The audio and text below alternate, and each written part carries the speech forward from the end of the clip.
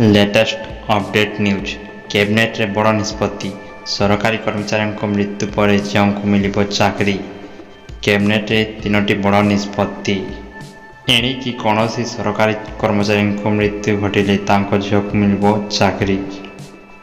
गुरुवार राज्य कैबिनेट बैठक में एभली एक गुरुत्वपूर्ण निष्पत्ति ने राज्य सरकार।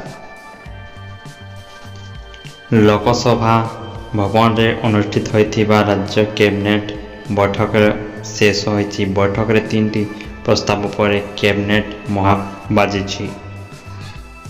ओडिशा बेसामरिक सेवा नियमावली संशोधन अनुसार सरकारी माँ बापा मृत्यु हेले एणिकी झील को मिल चाकरी।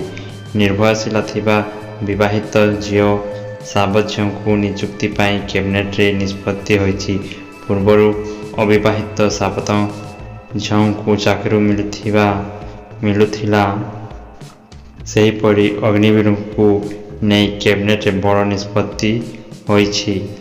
अग्निवीर राज्य यूनिफॉर्म सर्वे रे 10% स्थान संरक्षण को मंजूरी मिली। गोपालपुर बंदर रे 95% आदानी ग्रुप को जीव।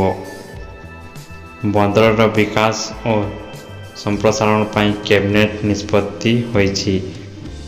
सूचनायोग्य मुख्यमंत्री मोहन माझी अध्यक्षतार राज्य कैबिनेट बैठक बसिथिला।